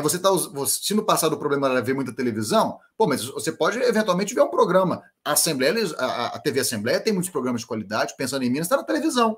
O TV Cultura está na televisão, Roda Viva passa na televisão. Então, assim, você está usando como os recursos? Você está usando como o seu Instagram? Você está usando, tem aquele documentário, o filme, né, O Dilema das Redes. Gente, a questão é a seguinte, o Instagram, Facebook, YouTube são ferramentas poderosíssimas para a gente debater. Nós estamos numa plataforma que é exibida no YouTube, olha que coisa rica. Então, é saber usar com qualidade. Não é simplesmente a gente considerar que, não, rede social é muito ruim, é nefasto. Pode ser nefasto. Pode ser nefasto assim como televisão pode ser nefasta, assim como o excesso de exercício pode ser nefasto, mas essencialmente quem constrói a maneira de você manusear essas ferramentas somos nós mesmos. E aí a gente tem que ter sabedoria e saber usar isso de forma saudável, certo? Então é ver isso de forma positiva, efetivamente. É isso. Obrigado, André, pela sua contribuição. E para o doutor Aloysio, Eu repito a pergunta da Regina, né, que ela coloca que, da Angélica Regina, que fala que a estimativa de casos de ansiedade, depressão, se isso é provável aumentar ou diminuir, na opinião do senhor. E eu emendo com uma outra, com base na sua fala, doutor Luiz, que é o seguinte: o senhor falou assim que a pandemia poderia servir como trampolim. E eu até fiquei pensando, quando o senhor falou isso, para uma melhora e tal. E eu gostaria da opinião do senhor, como que o Estado, como que o governo poderia interceder em termos de políticas públicas, porque até o objetivo do programa é de políticas públicas de prevenção e tratamento, né? E o senhor, com toda a sua experiência participando em conselhos antidrogas, mas como que o Estado poderia, de alguma forma, ou já o faz, ou se já o faz, para ajudar com que esse momento de pandemia possa ser mesmo um trampolim para melhorar a saúde mental dos jovens, mas em termos de política pública, um comentário nesse sentido. E, claro, a pergunta da Angélica se vai aumentar ou diminuir a depressão. Ela quer saber isso. Ô, Angélica, eu quero te dar um testemunho que nos últimos 15 dias, quando foi anunciado, então, que ia diminuir a obrigatoriedade de máscaras em ambientes fechados, né? Eu percebi nas ruas, eu percebi aqui em Belo Horizonte, um semblante, um rosto tão mais feliz das pessoas, e me veio à tona um raciocínio: gente, não podemos deixar que a alegria de diminuir esse fechamento, esse isolamento social, vá abrir caminho para uma piora do quadro. E nos estudos que estão sendo feitos agora, nessa piora dos últimos 15 dias, na Europa, em vários países e na Ásia, viu-se que, primeiro, a diminuição na adesão à vacinação foi um fator que está sendo muito importante para ter o aumento de casos que está tendo na Alemanha, na Itália, na Suíça, na França, no Reino Unido. Por quê? Porque 75% da população europeia fez a primeira dose da vacina, 72% fez a segunda dose, e a dose de reforço, a terceira dose, não atingiu nem 52%. Então, a importância dessa questão da persistência, né? Dessa que a gente chama, então, de não esquecer e não deixar que o aprendizado caia no esquecimento. A gente tem que aprender de novo, né? E a segunda coisa foi isso: não uso de máscara em ambientes fechados, como é o caso de ônibus, como é o caso de elevadores, né? Então, esses dois pontos eu chamo a atenção de vocês, porque é uma coisa do momento. Se a gente conseguir ser coerente, respeitando essas evidências que nós temos, a necessidade da vacinação e das doses de reforço, e o respeito pelos ambientes fechados e com muitas aglomerações, respeito no uso da máscara, isso pode trazer, então, Angélica, muita alegria para nós. Mas lembrando que nós temos os fatores externos que podem nos deixar menos ansiosos, menos deprimidos e mais felizes, e também os ambientes internos, que são esses construídos por nós mesmos. No ambiente externo, a nossa capacidade de agir é bem menor do que no ambiente interno. Por isso, eu sempre falo, todos nós temos que ter duas listas na vida: a lista do que eu estou precisando de começar a fazer ou fazer mais, e a lista do que eu estou precisando de parar de fazer ou fazer menos. 2 itens apenas em cada lista. E a gente fazendo esse projeto consigo mesmo, sem anunciar, isso é uma questão pessoal, e vamos à luta, a gente, por mais difícil que esteja o ambiente externo, a nossa autoconfiança, o nosso amor próprio aumenta, e a gente fica mais forte, a gente fica mais capaz de enfrentar os desafios. Quando eu falo que a pandemia pode ser um trampolim para nós melhorarmos, ao invés de ser um obstáculo que vai nos travar, é justamente por isso, porque os desafios nos levam a desenvolver novas tecnologias, novas ferramentas, né? Toda fase que está tudo muito fácil, muito sem esforço, tudo muito devagar, as depressões também aumentam, o índice de suicídio também aumenta. Então, tanto o excesso quanto a falta é pernicioso. A física diz que todos os processos que se conhece na natureza têm uma respiração da expansão e do recolhimento. E o equilíbrio possível nunca é linear, gente. Não existe uma estabilidade completa e duradoura e definitiva. O equilíbrio, ele é pendular. Ele é como uma senoide, aquela curva que tem o alto e o baixo, é como uma gangorra. E nós temos que estarmos atentos para, antes da gente exagerar para mais, ficar muito falante, muito aparecido, muito feliz, muito demais, a gente deve começar o movimento de volta, e a gente ficar muito fechado, muito ensimesmado, muito recolhido, começar o movimento de volta. Então, a autoobservação é fundamental na construção do autoconhecimento, na intenção do autocomando, já que aquela parte animal que eu falei com vocês, infantil, que habita em nós, está sempre querendo ou comer, ou curtir, ou descansar, ou reclamar, ou enrolar, ou apelar. Então, Angélica, eu acredito que realmente esse ano possa ser melhor, sim, né?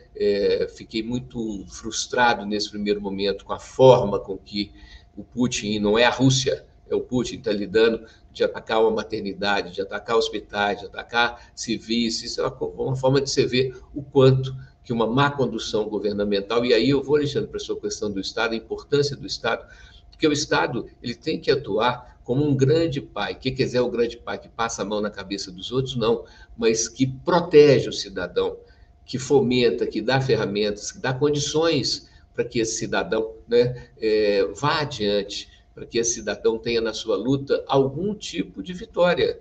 Por exemplo, um agricultor que planta e que por excesso de chuva, por falta de chuva, não consegue colher, o governo tem que garantir os preços básicos, né? O preço mínimo. Esse agricultor ele precisa de ter esse apoio governamental, esse apoio estatal. O problema é que as prioridades políticas elas são muito restritas. Elas são as prioridades, primeiro são 3, infelizmente. Primeiro, as prioridades políticas propriamente ditas, que quer dizer conseguir montar um esquema para continuar sendo eleito ou continuar sendo vinculado a um grupo que vai ser eleito. Então, um interesse totalmente egoísta, né? Segundo, as prioridades administrativas financeiras, que é ter dinheiro para pagar o funcionalismo e os fornecedores. E terceiro, a pressão da população ou a pressão da mídia, né? Como nós brasileiros não temos esse costume de estar presente politicamente pressionando, de vez em quando que tem uma coisa aguda, mas nem tanto, né? E a mídia muitas vezes pressiona por interesse, então fica uma coisa muito restrita, né? Então, se nós, enquanto população, tivermos uma atitude política diante da vida mais presente, né? Como o caso de Augusto, que desde cedo está participando, e sem a pretensão, né, Zé Augusto, de querer reinventar a roda, né? Porque as tradições clássicas, as culturas, os gregos, a antiga Índia, a antiga China, tem muita informação, muito conhecimento acumulado, gente. A cultura clássica é fundamental. Então, nós temos que ler, nós temos que melhorar o que já existe, não querer começar de novo do zero e reinventar a roda, que foi uma das coisas mais importantes que a humanidade inventou, né? Então, vamos melhorar a função da roda e não querer inventar, porque às vezes o jovem tem a necessidade de se afirmar querendo fazer do zero. Não, gente, é construir além. E o Estado, então, Alexandre, eu entendo que com volume de dinheiro, você pode ver que as prefeituras dos municípios são, em geral, das maiores 3, 5 maiores empresas do município, é a prefeitura, né? Ela tem um poder de fogo muito grande, mas os políticos precisam de ter uma atitude mais humanizada, uma atitude menos egoísta, e precisa de haver um projeto de médio e longo prazo, né? E o fato de termos eleições a cada 2 anos, isso aí é totalmente destrutivo, porque todo deputado está envolvido numa eleição municipal, todo prefeito, todo vereador está envolvido. Então, assim, nós precisamos de ter períodos de eleições únicas, né? De vereador a presidente, mandato de 5 anos, pelo primeiro ano, a administração usa o que foi planejado pela outra, né? Sem direito à reeleição. Essa daí foi uma péssima invenção do Fernando Henrique Cardoso, porque foi ele quem trouxe essa questão, que nem o Putin está trazendo a guerra contra a Ucrânia, né, de cargos do executivo, como presidente, governador e prefeito poder ser reeleito, né? Pode ser reeleito, pode, mas faz uma quarentena de 5 anos, ou seja, um intervalo. Foi governador um período, beleza, agora espera, depois volta de novo, né? E nos cargos do Legislativo, que seriam, então, vereador, governador, deputado estadual, federal e senadores, que pudessem ter 2 mandatos sequenciais, Alexandre, e depois da quarentena, entendeu? Dá um tempo, né? Quando você vê certas pessoas, foi que nós conhecemos uma aí que não interessa citar, que em 7 mandatos de deputado federal não apresentaram um projeto, não apresentou nenhum projeto. Como assim, né? Ou seja, depois de você ter 2 mandatos, você tem que realmente dar oportunidade a outras pessoas. Mas por isso que a reforma política não sai, porque quem vota é quem já está instalado. Então, é papel do Estado, é fundamentalmente papel do Estado fomentar, ajudar, facilitar a vida do cidadão, né? É a partir daí que a gente vai ter condições de uma melhor qualidade de vida para todo mundo. Obrigado, Aloysio, Andrade. Gente, quando o tema é bom e os convidados também, o tempo voa. E já tem 1h30 que estamos aqui no programa, que é mais ou menos o tempo do programa, que vai depois ser transmitido pela TV Assembleia, nossa parceira. E temos mais algumas perguntas aqui, e eu vou aproveitar para colocar essas perguntas todas num pacote aqui e pedir uma fala final de cada um de vocês, mas sem estresse, né? Podem falar tranquilamente, para a gente poder caminhar para o fechamento desse Pensando em Minas de hoje. Bom, uma das perguntas que é da Escola do Legislativo de Varginha, fala o seguinte: todos esses reflexos negativos da pandemia na saúde mental dos jovens são reversíveis? E o que podemos colher de ensinamentos de toda essa problemática, isso aí já foi até colocado pelos nossos convidados, pelo doutor Aloysio, né? Mas ele pergunta especificamente à escola, né, os estudantes de lá, se isso é reversível nesse momento tão difícil. Uma outra questão que se coloca aqui, o professor Ivan Capdeville, ele coloca sobre o protagonismo dos jovens, o que os especialistas teriam a comentar sobre a importância de contar com uma orientação, com uma mentoria, no caso de bons mestres do exemplo, né? E no coletivo de tradições da cultura clássica. Então, a importância de ter esse bom mestre, ter uma orientação, ter uma mentoria nessa questão da experiência, eu acredito, né? E a pergunta que eu deixo aqui para os nossos 3 convidados, dentro de suas considerações finais, é a pergunta da Emily, e que é quase que um recado que eu peço que vocês deixem para os estudantes que vão acompanhar esse programa e debater esse tema durante todo o ano, que é quais expectativas do Parlamento Jovem para o ano de 2022. Então, os jovens escolheram estudar durante esse ano saúde mental. Então, na opinião de vocês, muitos até já parabenizaram a juventude, né, o pessoal por ter escolhido o tema, mas quais são as expectativas da escolha desse tema? E se puder pontuar com as 2 questões, né, se é reversível todo esse impacto pós da pandemia, e no caso também da importância de um mestre, de uma orientação, de uma mentoria, eu também deixo aqui em aberto para vocês. Eu vou começar com o Zé Augusto, e depois o André, e em seguida o professor, o doutor Luiz. Pode ser? Zé Augusto. Claro, pode sim. Não, as perguntas são excelentes, só queria complementar a fala do Dr. Luiz no final, que ele fala sobre essa importância da juventude ocupar esses espaços, e aí só para trazer um dado assim que eu vi esses dias, acho que foi ontem de ontem, que me preocupou bastante. E aí a gente está aqui conversando com vários jovens, né? É que apenas 10% dos jovens com idade de 16 a 18 anos, aqueles que são facultativo voto, tiraram o título de eleitor nesse período. E é um procedimento tão simples pela internet, pelo título NET, então, assim, é muito importante que existam programas como o Parlamento Jovem, que incentiva essa participação da juventude mais ativamente, exercendo a cidadania, né? Bom, a primeira pergunta sobre esses reflexos negativos, se eles são reversíveis, eu acredito que sim, na medida onde o Estado garanta todas essas obrigações que o doutor Aloysio colocou. Eu acho que o Estado tem uma capacidade enorme de poder mudar essa realidade, mas falta vontade, né? Eu acho que e além dessa vontade do Estado em investir mais, seja começando a investir em tratamento sobre saúde mental, atendimento especializado para jovens, mas também que o Estado, enquanto eu falo de todas as esferas, que garanta uma educação de qualidade, onde o jovem tenha uma estrutura adequada na escola, onde tenha capacidade de ter várias outras oportunidades, que é uma coisa que eu falo que falta muito, e todas as oportunidades que eu tenho conhecimento eu divulgo nas minhas redes sociais, que é para a juventude estar ocupando esses espaços, que a juventude participe desses projetos, seja voluntário ou não. Além desses pontos também, eu acrescento que são reversíveis, sim, tendo um espaço seguro, um espaço acolhedor, seja onde for, seja em casa, seja na escola, seja em qualquer ambiente. Eu acho que a gente precisa aprender a executar mais a nossa escutatória e sem julgamentos, uma escuta empática. Com isso, eu acho que a gente consegue sim.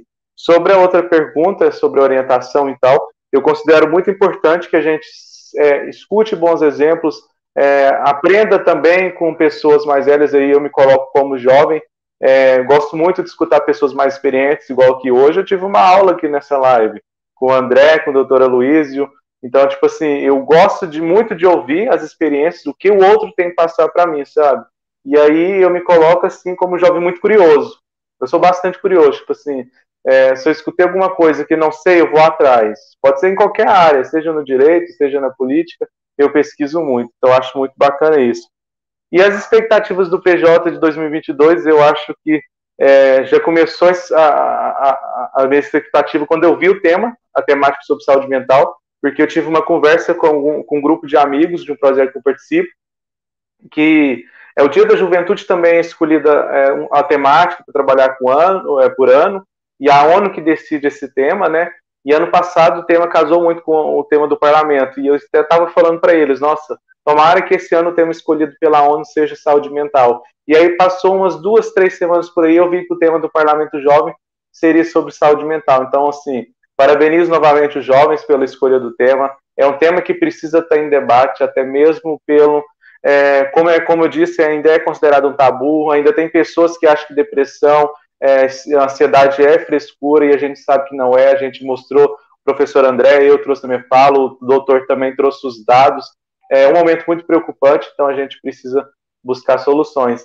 E agradecer novamente a oportunidade de estar aqui com todos vocês, como eu disse, foi uma aula, foi muito bacana, espero que também tenha alcançado expectativas de todos vocês que me convidaram a estar aqui, dizer que é uma alegria imensa ocupar esses espaços enquanto jovem, enquanto também representando os outros jovens. Então, assim, gratidão a todos vocês e acho que foi ótima aqui a discussão.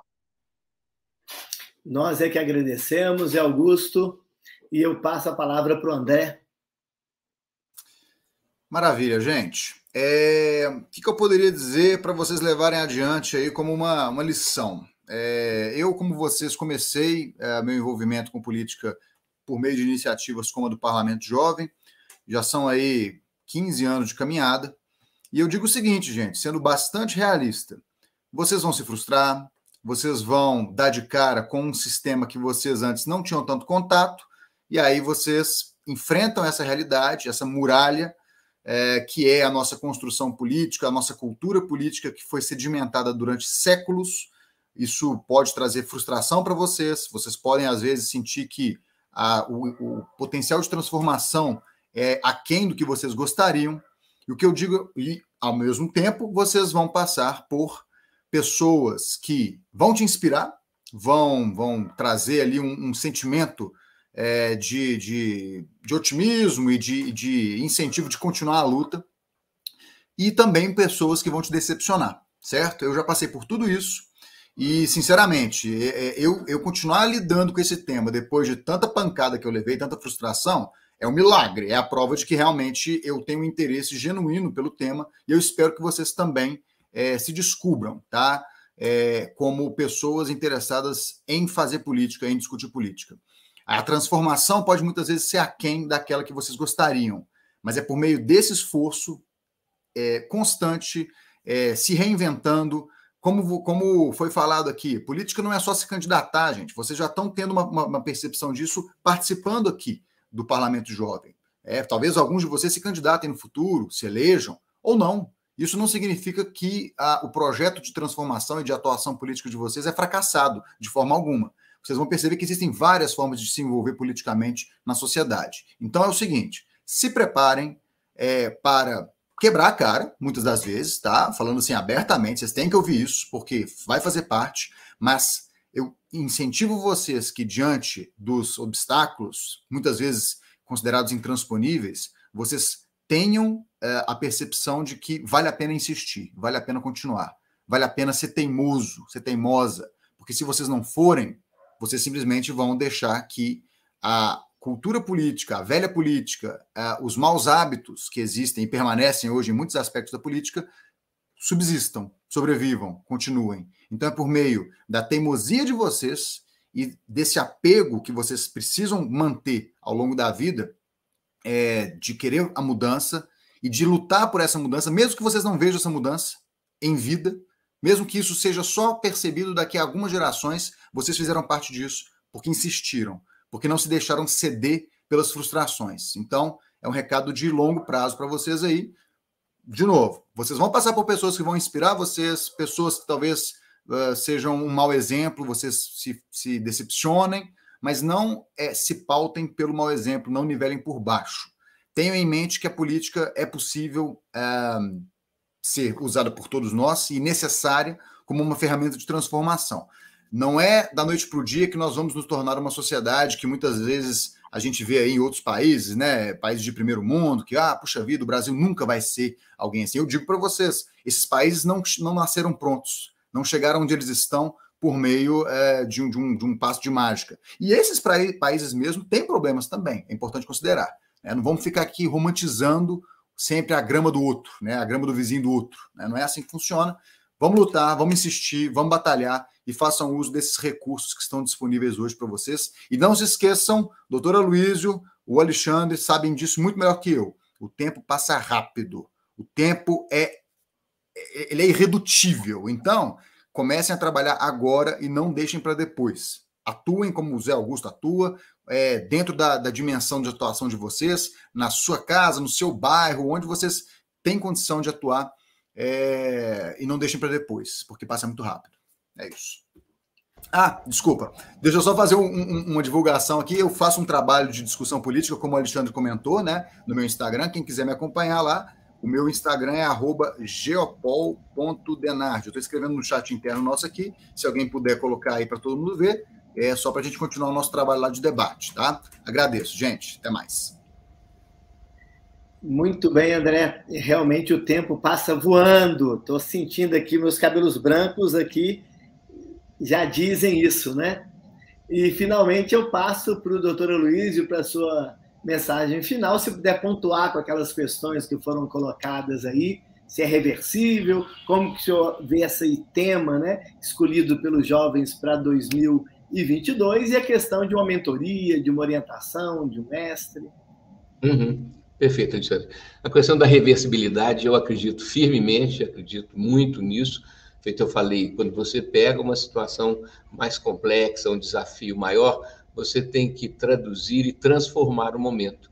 Então, muitas vezes, é o desafio que faz com que a gente tenha uma performance melhor, que a gente tenha, então, uma maior criatividade. Aliás, eu considero que o triângulo da vida, para a gente administrar a vida, é a humildade, que é reconhecer, então, gente, a realidade, né? Não ficar só na fantasiação. Então, reconhecer, então, a humildade é a aceitação do que está sendo agora, não do que é, mas do que está sendo agora. Outro ponto do triângulo isósceles, que é a criatividade. Então, humildade, criatividade para o quê? Para inventar a saída, até para o que, no momento, parece que não tem, né? A criatividade é justamente isso, a capacidade de ir além da limitação do concreto, da realidade. E lá em cima, no topo do triângulo, a coragem para levar o projeto humilde e criativo adiante, mesmo quando está tudo agarrado, mesmo quando está tudo dando errado. Então, temos que ter essa confiança, acreditar que em algum momento isso vai dar certo, que em algum momento a semente que a gente está plantando hoje vai não só germinar, como uma árvore, como dar frutos, né?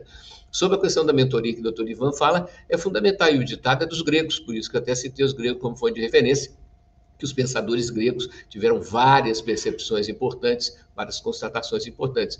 E lá atrás, Ivan falava-se que bom mestre, melhor discípulo, né? Então, a coisa é justamente esse estímulo que vem da sabedoria, esse estímulo que vem da vivência, porque a pessoa mais velha, ela tem menos vitalidade que o jovem, mas ela tem mais conhecimento. Então, quando você une o conhecimento de uma pessoa mais velha com a força, com a vitalidade do jovem, você tem um par perfeito, né? Por isso que essa integração é de fundamental importância. E do ponto de vista da questão da construção, temos como exemplo os provérbios, os ditados, né? Usei aquele do cabeça vazio, diabo instala uma oficina. Tem um outro, Alexandre, que é fundamental, que é: ninguém encontra o que não está procurando. Ou seja, nós precisamos estabelecer nossas metas, precisamos estabelecer nossos objetivos. Por isso que eu falei da lista do que começar, da lista do que parar. Nós temos que ter colocar esses itens, temos que ter essas listas na nossa vida em todos os aspectos.